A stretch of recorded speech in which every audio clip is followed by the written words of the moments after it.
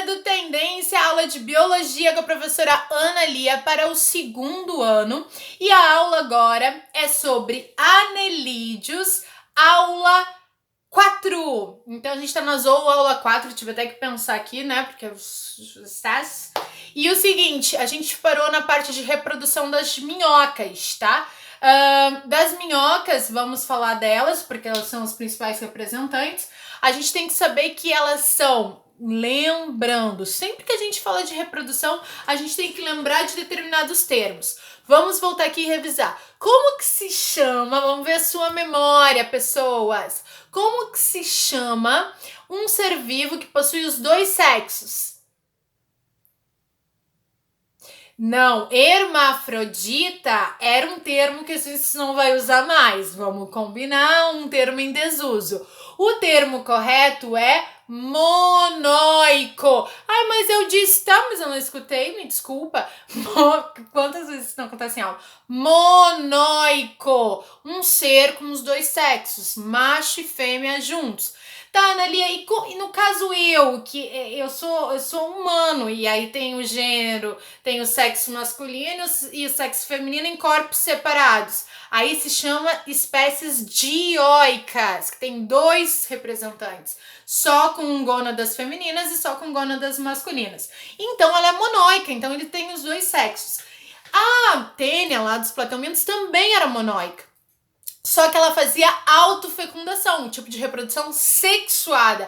Autofecundação é sexuada porque envolve gametas, mas independente. Só que a minhoca não faz autofecundação, não faz. Ela precisa de outra minhoquinha para fazer a reprodução, que nem na planária. Então essa minhoquinha é macho e fêmea e essa minhoquinha é macho e fêmea, tá? O que elas vão fazer? Elas vão se encontrar fora da Terra. É muito difícil. Tem uma fotografia no Google Imagens que eu já vou te mostrar. É muito difícil. Eu não sei se tem muitos registros. Se você achar outra foto além dessas, me marca, me compartilha, publica no Instagram. E aí o que acontece? As minhocas macho e fêmeas, elas vão ter uma fecundação cruzada, duplamente. Fecundação cruzada é quando o espermatozoide dessa fecunda essa e dessa fecunda essa, é duplamente cruzada. Então aqui tá mostrando, olha como que acontece, ó, a troca de espermatozoides dos anelídeos.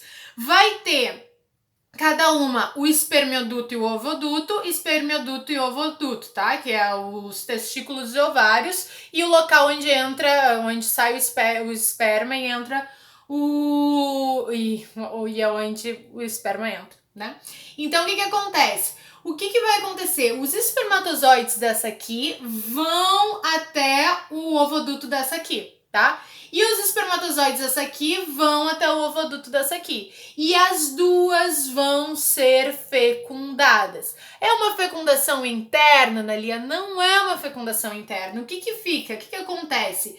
Esses espermatozoides fecundam os óvulos e ficam esses óvulos fecundados em uma gelatina por fora das duas minhocas. As duas saem com essa gelatina cheia de ovinhos. Então é como se eu fosse uma minhoquinha, tive ali a troca, fui fecundada e é como se fosse aqui o meu anel, ó. Os ovos ficaram todos no meu anel. À medida que a minhoca vai se mexendo, esse anel cheio de ovinhos vai ficando para trás, e esse anel gelatinoso fica enterrado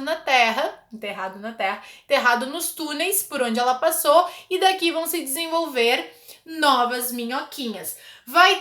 Pode ter desenvolvimento direto, que é quando não tem larva, e pode ter algumas espécies com desenvolvimento indireto, e aí o nome da larva é trocófora, ok? Então aqui tá mostrando, ó, o anel mucoso, né, cheio de ovinhos fertilizados, ela vai andando e fica nos túneis, tá? E daí surgem novas minhoquinhas. Eu falei pra vocês que ia mostrar uma imagem aqui do Google, a única imagem que eu encontro sobre isso, deixa eu ver se eu acho, não é essa eu já mostrei, essa aqui eu já mostrei. Aqui dá pra ver as cerdas um pouquinho melhor, tá? Que eu tinha comentado. E aqui, ó, tá essa fotografiazinha que dá pra ver melhor, ó. Daqui vem os espermatozoides que chegam até essa parte aqui da outra, e daqui vem os espermatozoides e vem nessa outra partezinha ali da outra, e as duas saem fecundadas.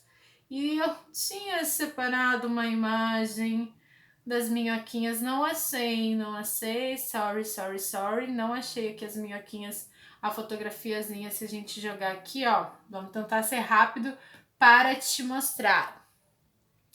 Anelídeos, reprodução. Vamos ver se eu... Tem uma foto que é a única que a gente encontra aqui. Aquela ali não é real. Não é. Essa aqui, ó. É a única foto que eu sempre encontro. É essa daqui, que me parece ser real, né? Mas é bem difícil de encontrar fotos dela. Mas o que eu queria falar nesses minutos que me restam, né? Queria abrir aqui pra te ver. Mas não é 6, só a sanguessuga.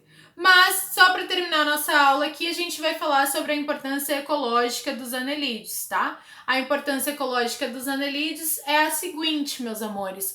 As minhoquinhas, elas têm dupla função que eu já comentei. Elas comem os restos de animais e vegetais e na excreção delas, elas liberam nutrientes, principalmente amônia, o que deixa o solo extremamente rico para a plantação. Então, hoje em dia, e aí eles criam um tipo de composição que se chama o humus, que é bem carinho se tu for comprar humus na floricultura, nas floriculturas de plantação, porque é meio difícil de obter, tá? As fezes são ricas de fertilizantes, elas são decompositoras, né?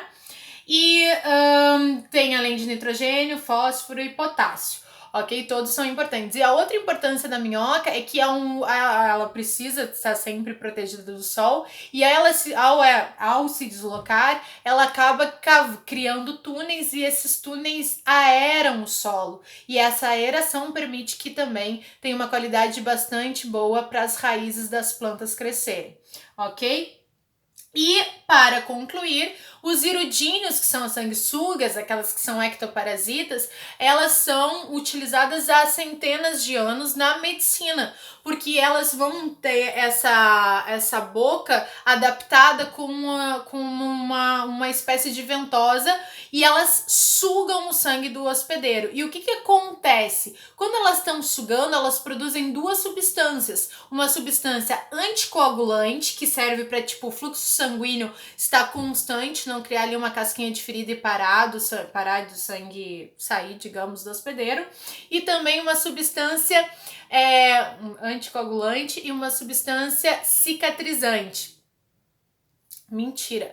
Anticoagulante e uma substância anestésica, tá? O que faz com que a pessoa às vezes nem perceba que tem uma sanguessuga ali presa nela. Hoje em dia ainda se utiliza na medicina de maneira terapêutica. Pessoas que têm algum tipo de problema de circulação vão a determinados locais que tem essa técnica, esse uso, né? Algumas clínicas, e aí cada pessoa vai ter as suas sanguessugas. Não dá para compartilhar porque elas vão estar em contato com o sangue humano, então para que elas não transmitam doenças, porque no meio natural pode acontecer isso. Então, elas são muitas vezes colocadas em regiões, por exemplo, a pessoa está com um problema de circulação, o sangue não está chegando em um determinado membro e pode necrosar, e, enfim, ela ter que perder o membro. Então, as pessoas aplicam essas sanguessugas na região, que não vai dar dor nenhuma por causa da anestesia que elas mesmas produzem, e aí elas vão ficar sugando o sangue, e à medida que elas sugam para se alimentar, elas vão estimular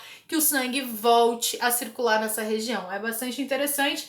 E para terminar essa aula de anelídeos, a minha trágica histórica aqui, ó, a minha trágica história, e aqui vou até mostrar para vocês de novo, né, que uma vez era uma bem parecida com essa, eu e a minha irmã do meio, não a Janis, a gente tava numa pescaria com a minha família, a gente era muito pequena, devia ter uns 6, 7 anos, e aí era um açude. Vocês sabem que açude é aqueles buracos que as pessoas cavam, e aí a água da chuva bate e aí vira um reservatório de água, e aí eles colocam lá larvas de peixe e aí as pessoas ficam lá pescando. Então é profundo um açude, e aí tava muito calor, era lá no sul do Rio Grande do Sul, e eu e a minha irmã, a gente sentiu um calor, e a gente viu uma região bem rasinha, assim, ó, tipo, era um quadrado, e aqui, tipo, no ângulo do quadrado tinha uma região que tinha uma pocinha d'água, e essa pocinha d'água dava pra gente ficar ali. Então nossos pais estavam lá pescando, e disse, uma pocinha d'água, vamos ficar aqui. No que a gente entrou, quem já ouviu essa história, me desculpe, mas no que a gente entrou, colou uma lesma, porque na minha cabeça, na cabeça da minha irmã, que nunca tinha ouvido falar de sanguessuga, aquilo era uma lesma, meio amarronzada, não era preta assim, o que eu me lembro. Aí grudou na minha irmã, a gente disse, meu Deus, uma lesma. Só que a gente não conseguia desgrudar, a gente pegava uma pedra e não desgrudava, era muita força. E a gente tentando, desesperada, nisso desgrudou. No que desgrudou dela, essa grudou em mim, no meu pé, e nela grudou mais duas. Aí a gente se desesperou. E aí foi a primeira vez que a gente saiu gritando, correndo: socorro! Apavorada, desesperada, foi a coisa louca. Aí a gente chegou no nosso acampamento e meu vô, não sei porque, tinha cachaça lá. E aí ele jogou a cachaça e ela desgrudou. Disse que se prender um fósforo, sei lá, um fogo também ela desgruda. E aí ela desgrudou e aí, pá, passou, né? Mas era apavorante. Não tem dor, mas pensar um bicho grudado em ti. E uma vez eu tava dando essa aula no passado e tem um aluno terceirão que contou que aconteceu. Um aluno de todos esses anos me contou que grudou uma também. Mas é um aluno que não tem muita sorte, que já grudou uma sanguessuga e já também uma lacraia. Então quer dizer que a pessoa, ela não tem muita sorte. Não é uma coisa que vive no coraçãozinho dela, essa palavra sorte. Mas não vai ser o teu caso e é importante saber que elas são aí também anelídeos irudinos. Fechou, valeu, terminou anelídeos, nem doeu, é tri legal, é tri divertido. E na próxima aula a gente vê muito mais. Nunca mais vejo uma minhoquinha com os mesmos olhos. Agradeça por elas existir, porque elas são fundamentais para nossa agricultura. Valeu, fechou?